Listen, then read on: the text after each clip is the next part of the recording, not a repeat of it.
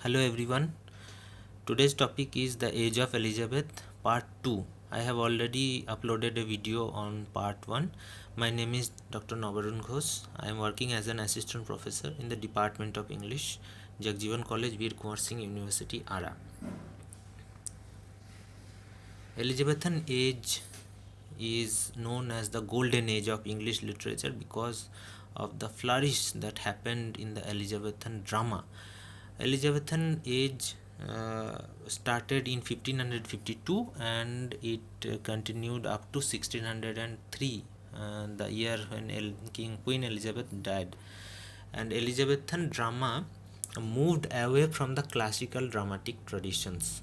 What were the classical dramatic traditions or the classical rules as set by the Greek dramatists and framed by the theoretical framework was given by, of course, Aristotle. So they, according to their rules, a tragedy should depict the tragic side of life and comedy should depict the comic side of life. So there should not be any blending between tragedy and comedy. A tragedy should be thoroughly tragic and a comedy should be thoroughly comic in nature. Besides that, they have also framed three unities: the unity of time, unity of place, and unity of action. Unity of time means a drama should tell the story of only one day. One day's story, one day's actions and happenings should be depicted in one drama. And unity of place means the drama should be set in a particular place or town. A drama should not tell the story of more than one town.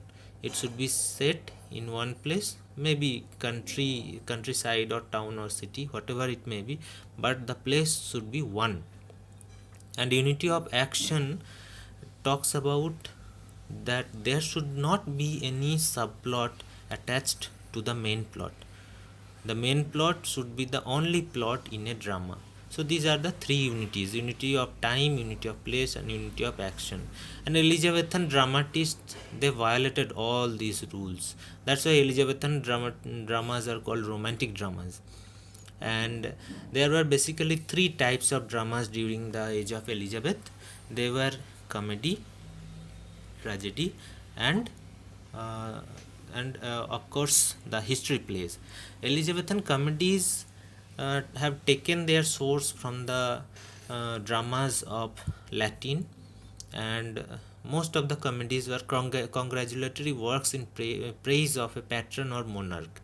And the main theme of the Elizabethan comedies were love and its trials and tribulations. So far as history plays are concerned, they were based on the chronicles of that time, and Elizabethan tragedies were based on Seneca's model of tragedy, and they were melodramatic and contains emotional speeches with stage spectacles. And the tragedies depicted the darker side of human characters. And there is, of course, a general interest in politics and history because during that age the great Spanish Armada were defeated by the Elizabethan Queen Elizabeth. And of course the politics also was stable during that time, not only politics, economics, and they have also started colonizing the other countries. So the age of Elizabeth was an age of flourishment. That's why there were interest among the common people on politics and history. And so far as the dramas are concerned, there were University Wits. They are also called pre-Shakespearean dramatists because they just came before William Shakespeare, the greatest dramatist of English literature. And who were the University Wits? University Wits are seven dramatists actually. The names are Christopher Marlowe, John Lilly, Thomas Nash, Thomas Kidd, Thomas Lodge, Robert Greene, and George Peele. They were playwrights and poets and pamphleteers of the 1590s, and they were called University Wits because all of them studied in Oxbridge. Oxbridge means Oxford and Cambridge University. and except one person is there. Thomas Kidd did not study in Uxbridge. He was not university educated like the other university wits, but he had also that much caliber. That's why he is included in that group. The common literary features in the writings of university wits were they were fond of heroic themes and the lives of great figures such as Edward II, Dr. Faustus, as we can see in the dramas of Christopher Marlowe. And there is heroic treatment in the dramas of university wits. They are full of vitality, variety, long speeches, spectacles, and violence. All these can be found in the dramas of university wits, and heroic treatment often led to loudness and disorder. This is one drawback of the university wits dramas. And heroic style, so far as heroic style is concerned, the style is magnificent. Epithets are used, powerful declamations are there, strong and sounding lines are also available in the dramas, such as we can find in Faustus's address of Helen in Dr. Faustus. I quote, "Is this the face that launched 1,000 ships?" So this is one example of heroic style of writing. And sometimes this heroic style led to abuse and bombast and nonsense. This bombastic language can also be found in Shakespearean dramas, and this is one drawback as mentioned by Dr. Samuel Johnson, so far as Shakespearean drama is concerned. And the tragedy is more liked by the university wits, as comedy was considered of lower species during the time of Elizabeth, and only coarse and immature humor is to be seen in the comedies, and John Lilly was an exception. John Lilly's humor and his comic dramas were exceptional in comparison to the other university wits. He tried his hand mostly in comedies, John Lilly, and all the university wits died very young because they were involved in political controversies. And we can see the lifespan of all the university wits. They lived very short, they lived for a very short period of time, and almost all of them died very young. And Lily's comedy and Marlowe and Keats's tragedies had a deep influence on Shakespeare. That's why they are called pre-Shakespearean dramatists. Of course, they had a certain influence on the dramas of William Shakespeare, and some critics also believed that if these university wits and particularly Christopher Marlowe had lived long, he died at the age of 29 only. It may be possible that Shakespeare's popularity would have been shared between Shakespeare and Christopher Marlowe. So let's talk about Christopher Marlowe. He was born in 1564 and he died in 1593.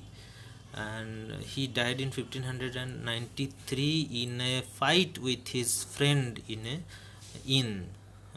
a drunken fight actually. So it was very unfortunate, and he lived a very bohemian type of lifestyle, that is careless type of lifestyle, and he worked as a spy of the king, and he was interested in geography, astronomy, and philosophy.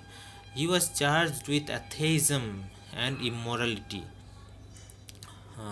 That was maybe one of the characteristics of the Renaissance feature during that age, and he was killed in a drunken brawl, as I have mentioned, at the age of 29. He is credited to be the first sustained analyst of the effects of power on human being, and this is to be seen in his plays. What were the plays? Tamburlaine the Great, Jew of Malta, Edward II, and Dr. Faustus. In all these plays we can see the how power affects on human being. Tamburlaine, the story is of the rise of a shepherd to generalship and the command of Mongol Empire. So the Timur is the character.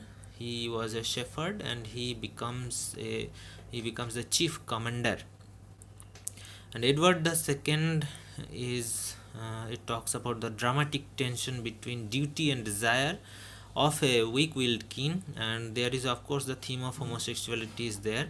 And Dr. Faustus talks about man's quest for knowledge and power through black magic or necromancy, and Dr. Faustus sells his own soul. And this is Marlowe's criticism of classical learning, this drama, Dr. Faustus. Marlowe made full use of blank verse, which is unrhymed iambic pentameter, and it is believed that Marlowe was the first dramatist to make full use of blank verse. He almost made a rule that tragedy is the blank verse is best suited for tragedies. Now let's come to John Lilly. He was born in 1564. You can see the same age. Christopher Marlowe, William Shakespeare, John Lilly, they were all born in 1564. And John Lilly died in 1606. And according to critics, he was the most talented university wit, but he has been most neglected and underappreciated. He wrote seven comedies actually, and those comedies were Alexander, Compaspe, Endymion, Galathea, Sappho and Phao, Midas, and The Woman in the Moon. He has rendered an intellectual tone to comedy, but his clever wordplay, frequent use of puns and conceits are also an example of his caliber that he had shown in his dramas. He also wrote a prose romance, namely Euphues or the Anatomy of Wit. It was very popular, and according to Hudson, he was undeniably Shakespeare's first master because of his prose qualities, and he had such an influence on William Shakespeare that Hudson believes that he was undeniably Shakespeare's first master.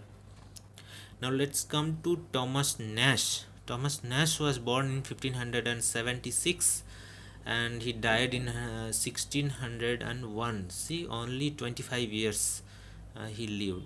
He was very active in pamphleteering. He was more a pamphleteer than he was more popular as a pamphleteer than being a dramatist. And he wrote The Unfortunate Traveler, which was a forerunner of the novel form. You know that novel form did not start in the Elizabethan age, it came later in the 18th century. So it was written in such a way that novelist could find a forerunner in the piece of the piece mentioned above, The Unfortunate Traveler. His only surviving play is Summer's Last Will and Testament, and Green and Nash were credited with launching the first periodical essays. Periodical essays, you already might be knowing that during the 18th century, in the earlier stage, Addison and Steele made it very popular during 1712 and 15 like that. But Green and Nash were credited as the first periodical essayist. And because Thomas Nash was a pamphleteer, he was imprisoned in 1600 and for his satirical work. What was the satirical work? Christ's Tears over Jerusalem. And for that work he was imprisoned, he was put in jail, and he lived in seclusion and died at the age of only 25 years. Now let's come to Thomas Kidd. Thomas Kidd was born in 1557 and he died in 1595. He was the only university wit who was not university educated, but he was called university wit because of his greatest dramatic works, and most of his works have been lost. His most famous work is the Spanish tragedy. Of course, it is written in the revenge tradition, and there are numerous twists and turns in the plot that makes it very melodramatic. And there are 8 deaths in the play with emotional speeches, spectacles such as public hanging, lunatic is there, the biting out of a man's tongue, Such scenes are there. A play within the play is also there, which we can find in Shakespeare's Hamlet also. And excellent stagecraft. Audience were kept glued to their seats because they were thrilling, and, and thrilling scenes were there. That's why Spanish tragedy is very popular during that age. And Kid was involved in subversive political controversies with Marlowe, because Marlowe and Kid were very friendly with each other, and both of them have unorthodox nature, in unorthodox temperament in their character.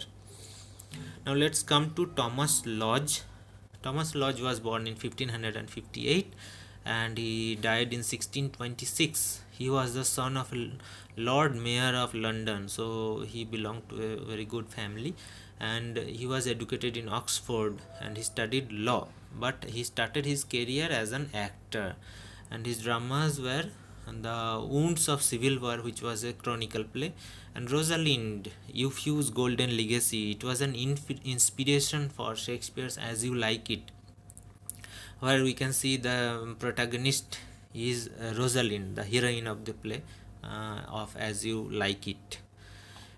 And Thomas Lodge collaborated with Shakespeare in Henry VI, and he responded boldly to Stephen Gossen's school of abuse. According to Gossen, poetry is a waste of time, it is the mother of lies, and it is the nurse of abuse. And according to Gossen, Plato has rightly banished the poets from his ideal state, the republic. So according to Thomas Lodge, Gossen was not right, and he responded boldly to this to these charges against poets or the dramatists. Lodge turned to the study and practice of medicine by 1596. See, he studied law, then started practicing medicine, tried to become an actor, and ultimately became a dramatist. He became a Catholic, which was contrary to the contemporary trend, because Queen Elizabeth was strongly against Catholicism and she propagated Protestantism. After Henry VIII's establishment of the Church of England, all the common people converted to Protestantism. But unlike the common people, Thomas Lodge practiced Catholicism, and he left England in 1606 but finally returned in 1610. Now let's come to Robert Greene. Robert Greene was born in 1560 and died in 1592 at the age of only 32. He had a flamboyant personality, a kind of show off, in that he abandoned his family and moved to London. He wrote almost 20 plays, but all the names are not available. Some of the works are lost, and some important works written by Robert Greene are James the Fourth, Friar Bacon and Friar Bungay, and Groat's Worth of Wheat brought with a million of repentance.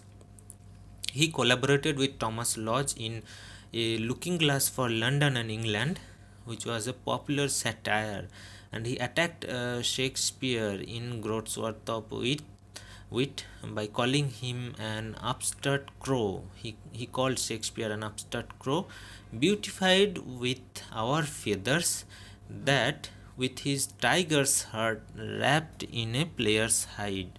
So it proves how the dramas of Shakespeare was important, and it created a kind of jealousy among his fellow writers. So Shakespeare's importance started growing at that time. That's why Robert Greene, an established writer like Robert Greene, criticized William Shakespeare. Now let's come to George Peele. George Peele was born in 1556 and he died in 1596, and his works explore the London society or London life. So he was a kind of realistic dramatist. He was against France and Spain, and his nationalist sentiments prevail in his works. He handled blank verse with more ease and variety. So his blank verse was superior than the other University Wits. And his drama, the Arraignment of Paris, in his this drama, he flattered Queen Elizabeth. As I have mentioned earlier, the some of the writings of University Wits used to flatter the monarchs. So this is one example. His satire is Old Wives' Tale, David and Bathsheba. These two examples of satires, which were written by George Peele. And Old Wives' Tale influenced Shakespeare's The Winter's Tale. So this is the Shakespeare's Winter's Tale was based on George Peele's Old Wives' Tale. And George Peele's Chronicles of King Edward I was a model for Shakespeare's historical plays. So we can see why these writers are called pre-Shakespearean dramatists, because Shakespeare took a lot of content and style from these writers, the University Wits. A Farewell to Arms is a short poem written by George Peele, and this which was mostly anthologized. And Ernest Hemingway, the American writer, wrote a novel with the same title, A Farewell to Arms, which is actually a short poem written by George Peele. And he lived an uncontrolled life and died of syphilis at the age of 40 only. So all these dramatists, or the Elizabethan University Wits, they died very young actually, because of their uncontrolled lifestyle. So in this video I have talked about the features of Elizabethan drama, the pre-Shakespearean dramatists or the University Wits such as Marlowe, Lilly, Nash, Kidd, Lodge, Green and Peele. I think, or I believe, that this video will be of some use to you, and thank you very much for watching this video. And if you have any doubt or query, you can put it in the comment section, or you can directly reach me at navarunghosh5@gmail.com. Thank you very much.